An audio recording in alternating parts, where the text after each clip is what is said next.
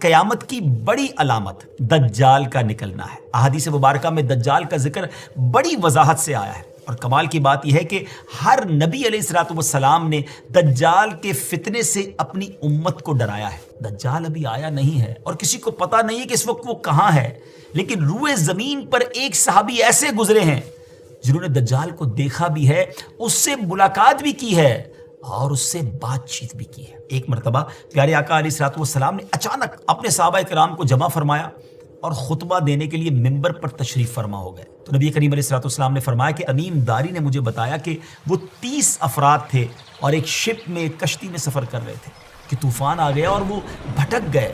تقریباً مہینہ بھر وہ سمندر میں گھومتے رہے اور ایک دن سورج غروب ہونے کے وقت ایک نامعلوم آئلینڈ پر پہنچے۔ انہیں وہاں سیاہ رنگ کی مخلوق نظر آئی جس کے جسم پر بال بہت زیادہ تھے۔ انہوں نے اس سے پوچھا کہ تم کون ہو؟ اس نے کہا میں جاسوس ہوں، تو کہا کہ ہمیں اپنے بارے میں کچھ بتاؤ۔ اس نے کہا کہ نہ میں تمہیں کچھ بتاؤں گا نہ تم سے کچھ سنوں گا، تم اس بت خانے میں جاؤ، وہاں ایک شخص تمہارا بڑی بے چینی سے ویٹ کر رہا ہے، وہی تمہیں کچھ سنائے گا بھی بتائے گا بھی۔ پھر وہ سب اندر چلے گئے۔ وہاں ایک شخص سختی کے ساتھ زنجیروں میں جکڑا ہوا تھا۔ اس نے پوچھا کہ تم لوگ کون ہو اور کہاں سے آئے ہو؟ جواب دیا کہ شام سے آئے ہیں۔ اس نے پوچھا کہ عرب کا کیا حال ہے؟ اور ایک شخص وہاں پیدا ہونا تھا، اس کا کیا حال ہے؟ یعنی نبی پاک علیہ الصلوۃ والسلام کے بارے میں پوچھا۔ صحابہ کرام نے کہا کہ وہ اچھے حال میں ہیں اور ابتدا میں ان کی مخالفت ہوئی مگر اب تو تمام عرب پر وہ غالب ہو گئے ہیں۔ اس نے کہا اچھا زغر کے چشمے کا کیا حال ہے؟ انہوں نے جواب دیا کہ وہ بھی اچھی حالت میں ہے، لوگ اس سے پانی پیتے ہیں، اس سے کھیتی باڑی بھی کرتے ہیں۔ پھر اس نے پوچھا کہ عمان اور بیسان کی کھجوروں کا کیا حال ہے؟ انہوں نے کہا کہ اس میں ہر سال پھل آتے ہیں۔ یہ سن کر اس شخص نے 3 چیخیں ماری اور بولا کہ میں دجال ہوں۔ کہتا ہے ان قریب میں آزاد ہو جاؤں گا اور زمین کا چپا چپا گھوموں گا اور اس کا کوئی حصہ نہیں چھوڑوں گا سوائے طیبہ کے، کیونکہ مجھ میں وہاں جانے کی طاقت، وہاں جانے کی پاور نہ ہوگی۔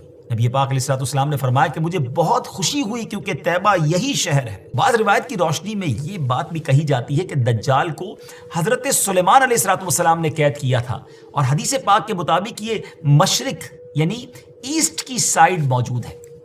دجال کا فتنہ تاریخ انسانی کی ابتدا سے لے کر انتہا تک تمام فتنوں سے بڑا اور خطرناک فتنہ ہے۔ مختلف احادیث میں دجال کا جو حلیہ بتایا گیا ہے وہ یہ ہے کہ دجال ایک جوان مرد ہوگا، لمبا قد ہوگا، جسم بہت موٹا ہوگا، ایک آنکھ سے کانا ہوگا اور ایک کانی آنکھ ایسی ہوگی جیسے پھولا ہوا انگور، اور جبکہ اس کی ایک آنکھ خون آلود ہوگی۔ اس کا سینہ چوڑا ہوگا اور ذرا سا اندر کی طرف دھسا ہوا ہوگا۔ دجال کی پیشانی چوڑی ہوگی اور دونوں آنکھوں کے درمیان کاف فا را یعنی کافر لکھا ہوگا۔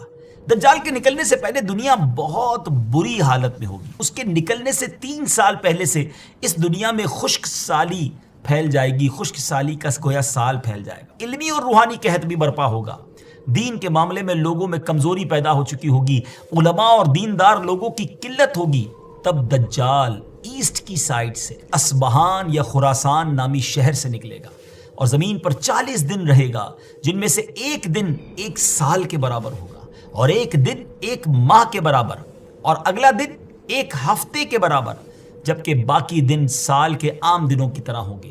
اس مدت میں دجال اپنے گدھے پر سوار ہو کر ساری دنیا کا چکر لگائے گا۔ دجال کے ان فتنوں کی وجہ سے اہل ایمان سخت پریشان اور تنگی کے عالم میں بھاگ کر دخان نامی ایک پہاڑ میں پناہ لیے ہوئے ہوں گے، لیکن دجال ان کا پیچھا کر کے پہاڑ کا گھیرا کرے گا۔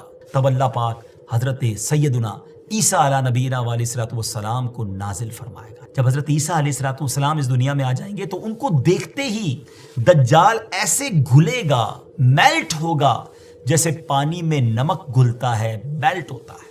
آپ علیہ الصلوۃ والسلام دجال کو مقام لد پر قتل کریں گے اور اس کے فالوورز میں سے ایک بھی کسی کو بھی زندہ نہیں چھوڑیں گے۔ یہ فتنہ بہت شدید ہوگا ناظرین۔ نبی پاک علیہ الصلوۃ والسلام نے فرمایا جو سورہ کہف کی پہلی 10 آیتیں یاد کرے گا دجال کے فتنے سے محفوظ رہے گا۔